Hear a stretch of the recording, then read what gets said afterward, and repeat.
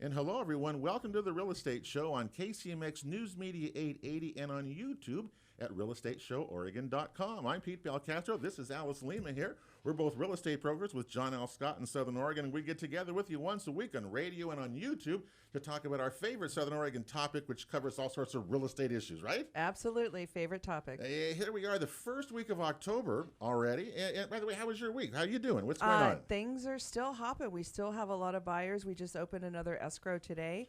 And actually, it was an expensive property, and it had only been on the market 3 weeks. So it's very interesting. There's a duality happening. Some of the properties are selling right away, and some are just languishing. Well, our market has always been kind of that two-tier market. You know, if you $500,000 is that one limit. Above it is one market. Below it is another market. But you cashed in on a different one then. Well, my client did.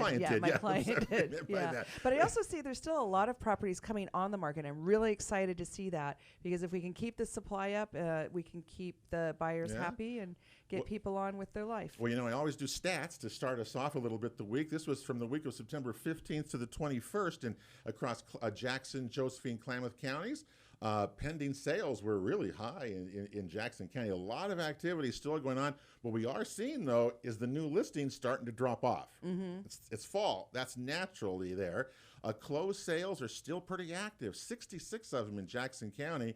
What was interesting, Alice, as you look at this, was that Klamath County had more pending sales and closed sales than Josephine County did. Wow, that is interesting. And also a difference in median price. Remember, the median price in Jackson County is $336,000 that week, $220 in Klamath County. You see the difference in price. It's become a very attractive place over there. Well, and there's a lot going on in Klamath. Yeah, people really like it up there. Anyway, so all that's out there. So the market continues to act in the fall. A lot of buyers, and that's good. I mean, that's what keeps everybody and the weather's around. Great. And the weather's been pretty good. Well, today, Dave Hallett is here with us, and Dave is an insurance agent with Farmers Insurance. Thanks for coming, Dave. First of all, nice to have you here. Oh, my pleasure. So tell me how you know Dave, because you said that, right? Yes, Dave handles all of my personal and business insurance, and he's very creative, and he's great in a crisis. You know, during the fires, we had him on to do some educational videos during the time for the Paradise Fire and some of the insurance closures that were happening. So yeah, he's very knowledgeable.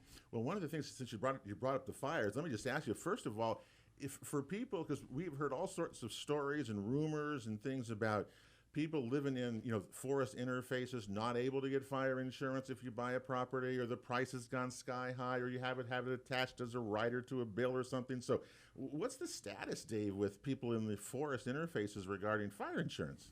Well, it really gets down to the fire protection class where you live, what kind of slope you're living on, if you have cleared areas around you, how far away you are from a responding fire department. We do have some situations. I had a gentleman who was canceled by his current carrier, and I looked everywhere, and I could not find anybody to take him. So he had to go to the state's,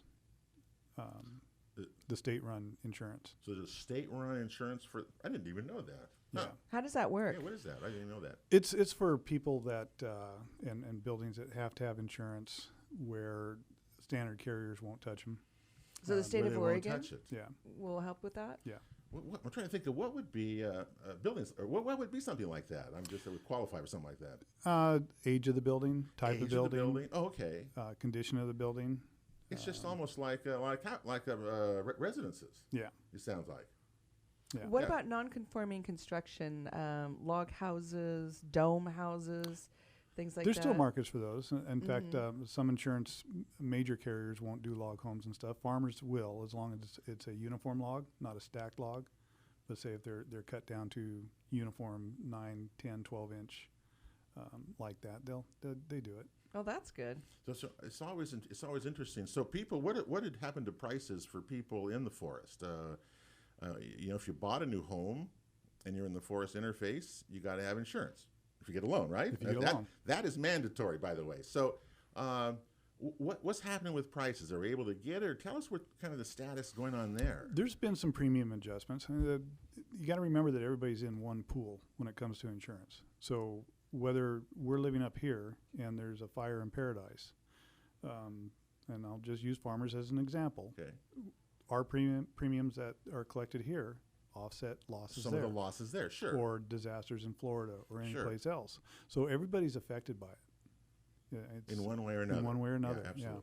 Yeah. So, like manufactured homes down in California really got thinned out of Right. who will carry and who won't. Of who will carry them, And who why won't. why was that? Because of the losses. I don't have the numbers on top of my head, but I think it was like over 8,000 mobile homes that were lost In fire? in California. Oh my gosh. Yeah. Wow. Because the fires came through and you had the mobile home parks. And if you have 200 mobile homes in a park, they're all gone. Gone at the same time. Yeah. Wow. And that happened. There was thousands of that happened. You know, one of the benefits of that has been so many of the reconstruction going on in California. You know, has really created a boom, and certainly in the logging, in the timber industry, as far as supplies, materials, and things like that have gone down into California so much. When you hit a disaster like that too, and your construction crews and your material, the prices go up. And prices did go so up, right? that can affect your rebuilding power. If you have a policy that has, say your home was insured for $300,000 and it's going to cost $350,000 to rebuild it. Mm-hmm. You got to figure out some way to come up with $350,000, unless you had a policy that had replacement costs for your dwelling, And that's or a percentage. Okay, and that's the first thing I asked you. You said you have that, right? Replacement value, yeah, and right? it's a little bit more expensive, but not compared to what it would be to replace, the difference if there's some kind of a loss. So. Yeah, under normal circumstances, it may only cost $300,000 to rebuild this home, but now your framing crew's charging an extra quarter a foot. Your electrician's charging a little bit more. Sure. The suppliers are charging a little bit more. It's always going to go. All of a sudden, OSB is in short supply, so they're up $1.50 a sheet. So do insurance people go out and physically look at properties to evaluate them for like fire or flood insurance? You go out and look at it? Yeah, the agents don't necessarily do it anymore. We do our own due diligence, Google Earth, things like that, making sure that there's an actual dwelling there. Sure, yeah. But once the policy is issued, we do have a third-party inspector that goes out, looks at the condition of the home. Mainly what we look for is any safety issues, pride of ownership. Okay, all right. No broken windows, no peeling paint, no, your front porch is missing boards, things like that. Your gutters are not hanging off the roof. Yeah, no trees touching the house and plants, ivy growing up against it and things like that. Another term we use for that is deferred maintenance. Yes, a lot that we do. talk about in terms of inspections and things like that. Remember that, and you're talking about it for insurance purposes as well. So that's huge. Yes, huge part of the thing. Yeah, I mean, if you're not going to take pride in your home and don't care what kind of shape it's in, we want to make sure that it's going to be taken care of if something happens. Yeah. Well, it's an interesting topic, and you also, what else do you have? You have other insurances. There's so homeowners business. insurance, right? Okay, homeowner insurance. We're talking there first. You have that. We all have that, right? Right. Well, there's a lot of things that come into play in homeowners insurance too. When you have a homeowner's policy, you have your personal possessions. Personal possessions, right? That are in the house. That are in the house, and personal possessions are basically take that house and shake it upside down. Everything that falls out of it. People tend to not realize how much money they have sitting inside their home. You got all your food, your washer and dryer, all your clothing, your big bedding, screen TV, your makeup. Makeup's all expensive. That kind of stuff. Okay. Everything. That's a lot of stuff. Do you cover those things? Yes, we do. What are people doing today? I mean, here we are, almost 2020. Insurance is so different than when I bought my first house a long time ago. I'm sure when you bought your first house, Alice, as well. Has it changed much? I mean, what should we be looking at today when we look at this? What should we get today to make sure we're protected right? Well, think of the things that you have, and put it on paper. Mentally, think of the value that you have. There's a percentage of the value of the home that's already covers your personal property. You can increase that if you wish, if you need to. If you have specific items, art collection, stamp collection, some jewelry. There's basic limits that come with the policy, but you're able to endorse those for a greater amount if something happens to them. People think that if somebody breaks into their car and steals their computer and stuff like that, that their car insurance is going to pay for it. That's not true. That's not true. Yeah. That's your homeowners or your renter's policy. Oh, interesting. Those would pay for something like that. So Right. do most people have those kind of things today, do you think, Dave?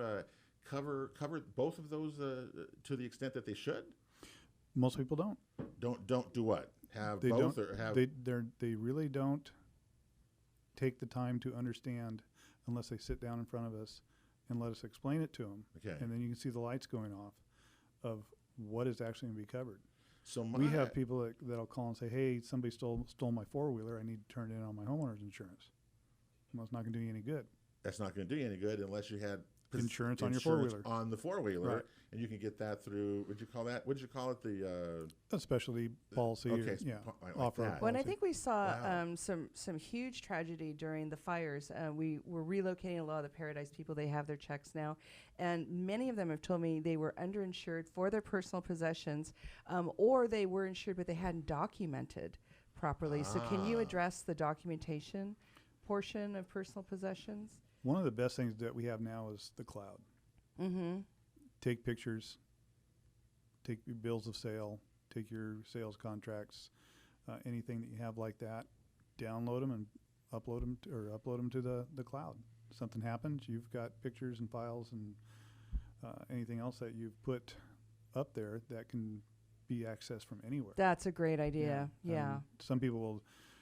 The thing they used to tell us to do is take a videotape, Right. all your stuff, Right. and put it in a safe place in the house. Well, If the house burns, yeah. Yeah. But now you should go. Even you can put them on your phone, right? You can take pictures on your phone of your possessions if you want, and But upload them to a third party. upload them to the third party. Yeah. And I'm sure you see claims. That really helps in the claim, doesn't it, to have that there? Yeah.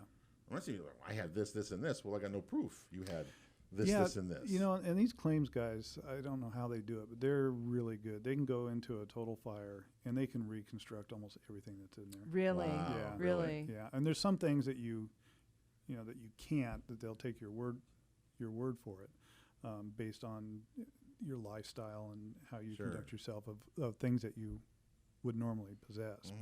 But they are really good, really good. The smart thing is to protect yourself and take photographs and document what you have. Correct. Of the possessions you have. I mean, the things that can go out the door, you say, your personal items. If it's attached to the house, it's going to sell with the house, right? Right. But I'm wondering again about the personal possessions, just because if you have bills of sale and the items are, let's say jewelry, you have 20-year-old jewelry, how do they decide what that is worth at the time of the damage? It's good. Well, again, you can get into replacement costs. But if you have, I can't remember what our limits are on jewelry, but if you have like a $12,000 ring, you go get an appraisal on it and you get it endorsed for $12,000. So something happens. In other words, if you have something that valuable, you go get an appraisal on it itself, Yeah. and you can then insure that. We got a break coming up here. That's an interesting thing because so many people have such valuable things in your house.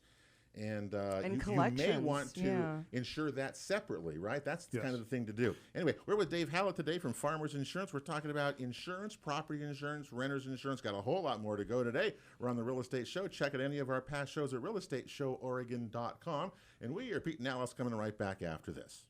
Welcome back to the Real Estate Show here. October the 5th is our date. Pete Belcastro and Alice Lema with you today here on the Real Estate Show. Next week, Frank Mania from Tycor Title joins us talking about commercial activity. A lot going on. There's a lot going on around there, as you can probably know. Today we're with Dave Hallett from Farmers Insurance here on the show, talking about a topic that we all need to know more about, Alice, which is insurance. A lot of details. Because if you don't, then first of all, you're not being a smart real estate consumer. First of all, and there's so much at stake.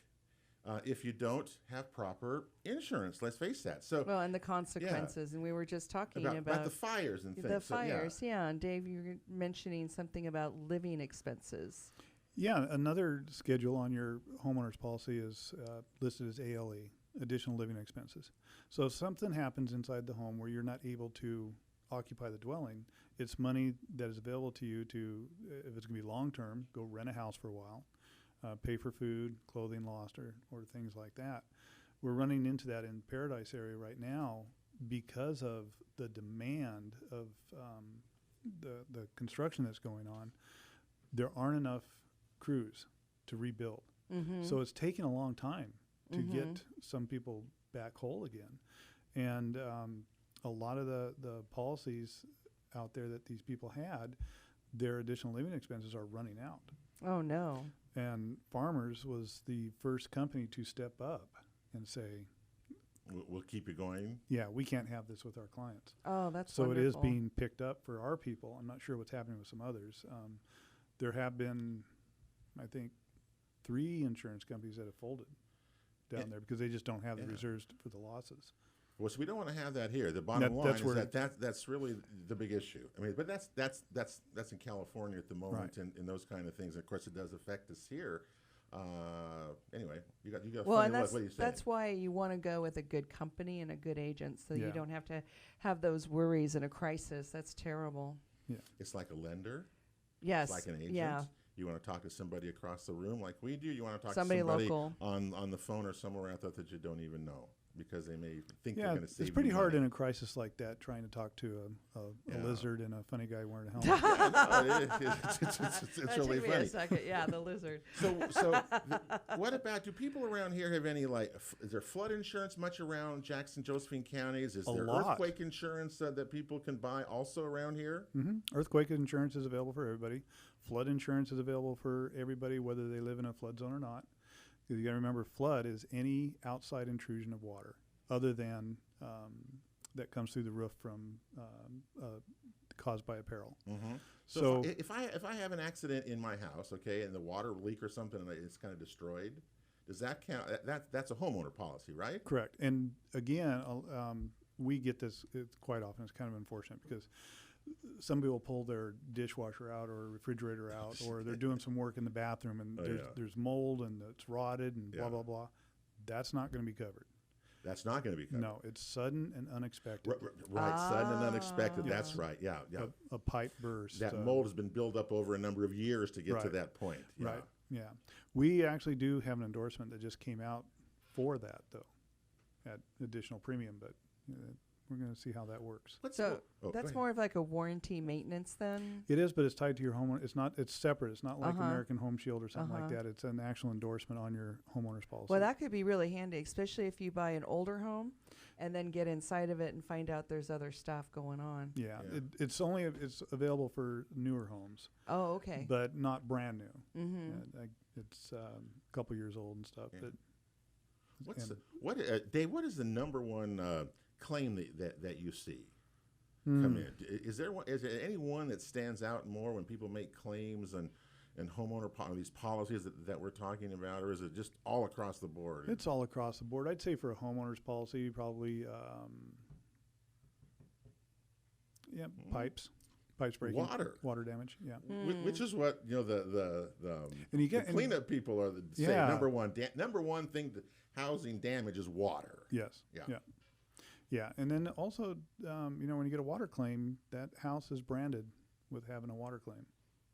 It shows up. It shows up after that. Yeah, so someone will ask us for a binder on a home that they're buying, and we send them the premium and the quote, and they go, wow, geez, how come it's so much? Well, there's been water claims on that home before. Well, we didn't do it. Well, but it's happened to those houses before.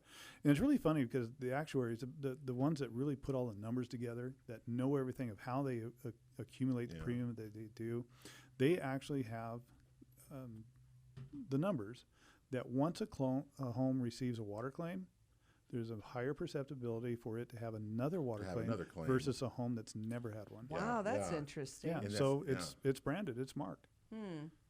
So is there a way for potential homeowners to get that information online, or do you just get that from your insurance, from you? To get it from you. Just get the quote. That's interesting. Yeah. So there's a lot of those out there. When you think if the number one claim is water, how many would be out there that you don't even know is there? Yeah, it's good to have that trace. I think that's really important. And there's a lot. I've got a lot of flood policies. Really? Yeah. I wouldn't think there would be that many, but there are, huh? But there's so many waterways here. There are, and they're not as powerful as they used to be. I remember when I was a kid, Jackson Creek. Used to live right on Jackson Creek, and we used to swim in it. It actually flowed. Really? Yeah, we would build rafts and we would float down it. Now there's hardly anything in it. Huh. But every home along Jackson Creek has to have flood insurance. Has to have flood insurance. Quite a because bit, because it has been mapped in 150 years. And the way they did it was an aerial map way back when.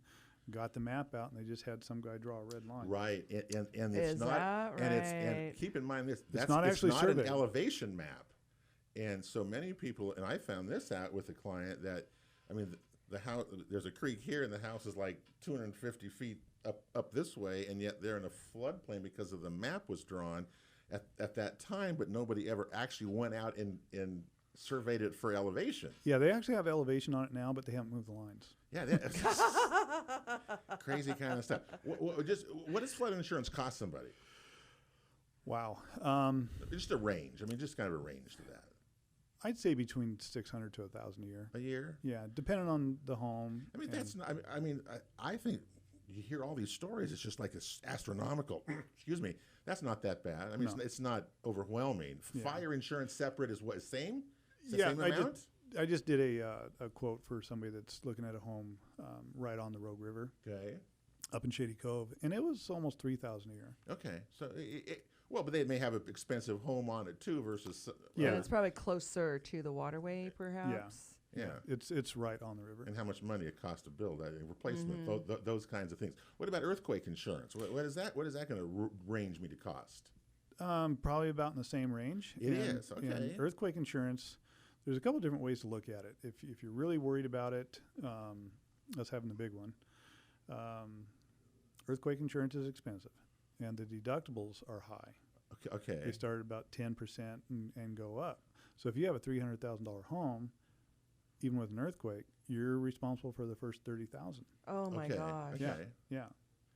All right. Well, Plus, those, it runs, depending on the home, same thing, $600 to $1,000. do you have many of those around here at all? Does anybody have any of that? Well, with the media reporting, as they do right now, on panic attacks, they pick a subject a month, something like that. We just went through the earthquake phase, so we've gotten a lot of phone Whenever calls there's a big about it. quake, everybody calls in and wants to know, Yeah. I need earthquake insurance. But a consideration too is, if you have, $500,000 home or more, and you've got to come up with the first 50, 80,000. Sure. If there is a disaster that At that proportion. of that that proportion, magnitude. FEMA comes in, disaster loans 0%. Sometimes that's the better way to go. What's the best way you think for homeowners on the deductible part of it? Do you have high deductibles on your stuff, or do you have low deductibles? You're going to pay more if you have low versus high. I don't want to keep cash reserves for emergencies to that Okay. effect. In my personal life, I would rather use cash to buy more houses. Okay. So It's a lifestyle. So your answer is you have Low deductibles. Low deductibles. deductibles. But Okay. it's a lifestyle question. We're not going to ask her that one anymore. What does a normal person do on this kind of thing? Right. Most people want low. Okay. But then they looking at their premium, if we can raise the deductible a little bit, see what that's going to do.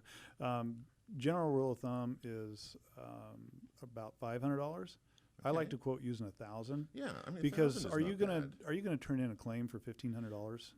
bad. For $1,500? Then you've got a claim I do. on your property. Oh God, probably not. But I don't know. We try to I think- probably wouldn't do that. Yeah, we try to think of it as using the insurance for catastrophes. Yeah, that's or- that's what I think. Yeah, stuff like that. Not the $800. Yeah. We get people calling all the time. I need this done, and it's only like an $800 bill. But you're going to. So will you do those? I mean, do you do those, or do Oh, you yeah. say no?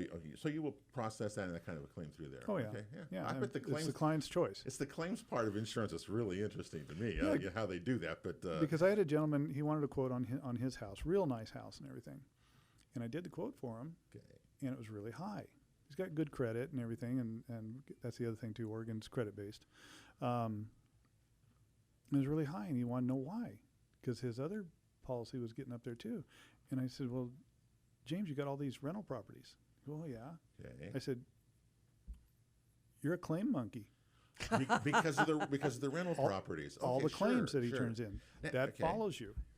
It follows you even then. So is that like landlord insurance? Is that a separate thing? I've heard of that. I don't know about it, but landlord policy. So that would be a landlord policy he should have then, correct? If you got a lot of rentals. Yeah.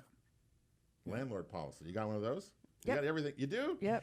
Yeah. Alice, you got it all. Yep. You my whole list. And then you also want all of it. you want the renters to have renters insurance Absolutely. as well. Yes. You want both. Yeah. Can you require renter's insurance? Yes, or you can. Not? As a landlord, you can require can. that. And a renter's insurance policy is going to run generally. I mean, I know the Oh, difference, no. but generally, what do they go for? 120 a year. A year.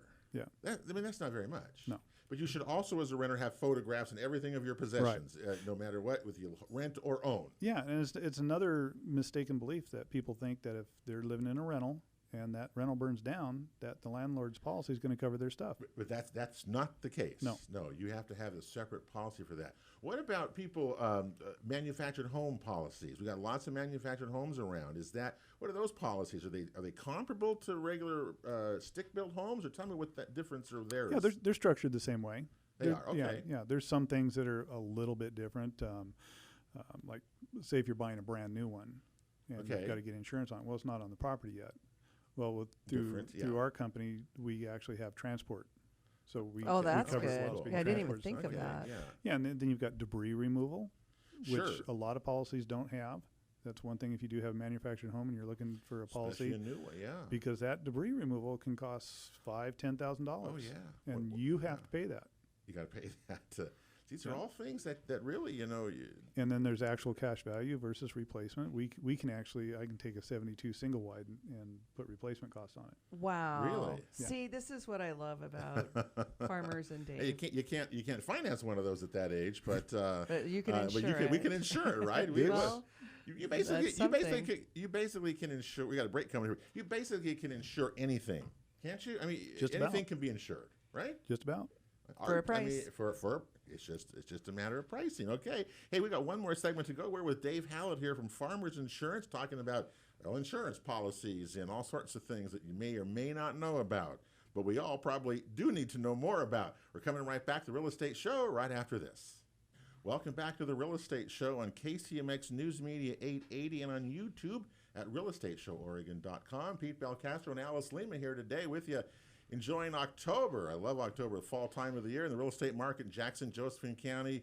Moving here in our fall cycle. A lot of activity going on. Don't ever remember that. I want to say a big thank you to Brett Nance, who is our camera operator for our YouTube show. Thank you, Brett. Appreciate all of Brett's hard work as well. We're talking insurance. Dave Hallett's here from Farmers Insurance. What if I have, here's another question. What about my barn? What about my greenhouses now? What about detached garages or shops? Are they covered by a policy, or do I got to have separate additions onto those kind of things? On your homeowner's policy, they're covered under what's called separate structures. Separate structures. Right. Okay. And that's a percentage also of your home value, which can be adjusted. Okay. And it depends on the company and everything. Here's to the extent that it can go. I insure a place, it's like a 180-acre ranch. Okay. And it's through Farmers on a homeowner's policy. But since it's a non-operational ranch, because they're trying to sell it, they're not running any cattle. They're not using it. Okay. Right. So we have that insured under a homeowner's policy. Okay. So the home is probably valued $380,000, $400,000. All right. But there's some of the other structures. We just had to justify why I wanted $400,000 in other structure coverage. So they're that good and that kind of a thing on there. So that was additional 400. Are you covering greenhouses? We're seeing so many being built now. Are you covering those as well? Can you cover those? Yeah, that's your separate structures. So just under as a separate structure. Yeah, because this particular place, I mean, they had a couple barns, they had a shop, they had another like a ranch hand home, stuff like that on the property. So, those are covered under separate structures. Same as your fence that's around your home. If a tree falls on it, there's separate. Oh, that's good to know. Yeah. So people have you'd update. Alice obviously updates her insurance portfolio on a regular basis. You're probably one of the few people that do because you got Dave here with you. Right, she gets a lot of reminders. I get a lot of reminders, yeah. Okay, now I'm going to tell you, I'm the opposite of that. So I'm sure there's a lot of people in my boat who probably haven't re-looked at a policy. What if your value of your property's gone up a lot? Things like that, and you bought your policy 20 years ago or 15 years ago, you still live there. What do you do? Should we go look at it, or what should we do there? Well, we do have a built-in algorithm that takes into account inflation or that kind of thing. Inflation and material and things like that. You know, somebody will call and say, "Hey, how come my premium went up?" And you look at it and say, "Well, look, we just raised the value of your home by $40,000 because it hadn't been done in a couple of years." Okay. You know. So that's looked at periodically.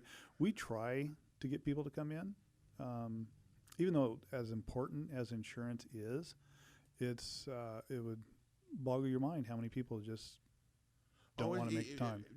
Right. But yet, until there's a problem. Until you need you. But yet they get an increase of $1.46 on their home. It's like, hey, how come this went up? Well, come on, let's talk about it. Yeah, come on in. Let's look at the big picture. Why is it? Now remember also when you close a loan, that insurance, whatever you end up with, is going to be prepaid for a year. It's one of the prepaids in your closing costs are going to be the insurance for a year. Then they're going to charge you a year ahead. So that may go up a little bit each year or something as you go. The algorithms do that, so that's a possibility there as well. It's not going to stay the same forever. Right. Yeah. And then you also cover commercial enterprises, and we were talking a little about hemp and the farming, and how's all that going with insurance in your world? It's not really something that I've dove into. I did here a couple weeks ago finally sign up with a company in California that does cover that. There's a couple people in the valley that specialize in hemp production and hemp coverage. It's really a sticky animal right now, but it's becoming less sticky. If anybody's interested, they can call me. I can give them some numbers. But it's So what are they actually insuring? The crop? You can insure the crop. You can insure the crop itself. The most important is liability and is property. The liability and the property. While people are working on the property, or that wouldn't cover anybody working on the property. This is where it gets convoluted. This is where it gets really I'm only asking because we're watching all the harvest as we're driving around. It depends on how they're getting people to work on their property. Okay. Oh, gotcha. If they're hauling them, they can show up or whatever kind of thing. No, how they're being employed. Okay. How they're being compensated. I see. Whether they're if they're if they're W-2 employees or not. Right. Or if cash they're employees more 1099ers. Correct. That's a whole world. To be polite. So you can see why it's a very sticky animal for insurance companies. Oh, wow. I don't know why insurance companies would kind of even want to get into it, but into that, it's money because there's that much money out there. Yeah. Well, I said back to the beginning. Let's just start renting our garages to dry hemp because there's not enough space and the price is going sky high. So right? if you're doing a commercial farming enterprise, whether it's hemp or cattle or whatever, then some of those properties don't have homes on them at all. They're just pure workplaces. How does that work? But it's a commercial business policy. So you're insuring the equipment, you're insuring the liability of any hazards on the property, crop insurance. Crop insurance, that's another one. Yeah. Condos, co-ops. We're seeing, my goodness, in Ashland, they're building another co-op facility. I forget how many units and things like that. I guess you don't own them, so it's just renters policies, right? For all these condos, and even though you own the condo, you still have to have separate policy, right? Yeah. So the condo association will have their own policy covering. As the owner, you're covering what we call walls in. Okay, all right. That's where your coverage comes in. Okay. So that's and that can be broken down from the studs. So anything that happens from the drywall to the cabinets to the carpeting to your personal property and things like that. That's what a condo policy or a townhome policy comes in. But there are like some townhomes that you are responsible for the roof and the siding, and, things like that. So read your homeowners association policy on those. That's before you buy it. So important. Right. You know that. Yeah. Yeah. Find out. Do get involved and find out what limits the condo association has with their master policy. Mm-hmm. But we're seeing, again, co-ops are new things. That's the same type of living, the same type of thing. You got to protect yourself in those situations because you don't own it versus the condo, which is a little bit different. So that can bring us up to the Airbnbs and the VRBOs and Uber and Uber Eats drivers and stuff like that. So if you are going to do, we never even got into automobile, but make sure if anybody in your family or on your policy or your vehicles, get a ride share endorsement, because your policy is not going to cover anything while you're transporting people for hire. Okay, all right. We have endorsements for that. I don't know what some of the other companies have. Go to Airbnb for a minute. Those policies. That's is it landlord policy and something like that? Is that what it would be? That's a home sharing endorsement that you can get on your homeowner's policy. Home sharing endorsement for an Airbnb place. Yes. Or a short-term vacation rental. Yeah. Okay. And what does that? What does that cover? I'm just curious. It extends liability for the people that are staying there. Okay. And protects the landlord, the owner. Yeah, the owner. And what's that something like that run? They're all the same. They're all like flood insurance, earthquake. They're all kind of about the same, aren't they? Yeah, I just quoted one for that house on the river, and it was $140 a year. A year. That's great. Yeah. That's not too bad there. For the endorsement. Well, let's see. We're out of time. We're going to have to go. We've just kind of scratched what insurances are like and how many and varied they are, and how, like everything, a good consumer, you gotta shop and look and ask a lot of questions about what you're being covered. Make sure you're being covered. And the worst thing is probably if the people, like you said, in Paradise, felt that so many were underinsured. They just didn't know, and that's why you need a good a good team. The thing to remember is the worst question out there is the one that was never asked. Yeah, that's really true. There's no dumb question when it comes to this, and you're absolutely true. And we need to do more of that. Look, we're out of time. Dave, nice to visit with you. Appreciate that very much. You can Google Dave Hallatt. He's under Farmers. It's easy to find. I was able to do that really easily, so I'm sure he'll be able to help you if you need any more questions to answer with that. Okay, back to work for you. Okay, time to go. Got a big weekend, a big month ahead. To show. That'll do it for the real estate show today for October the 5th. For Alice Lema, I'm Pete Belcastro. Have a great week, everybody. God bless you all. We'll see you next Saturday right back here on the Real Estate Show.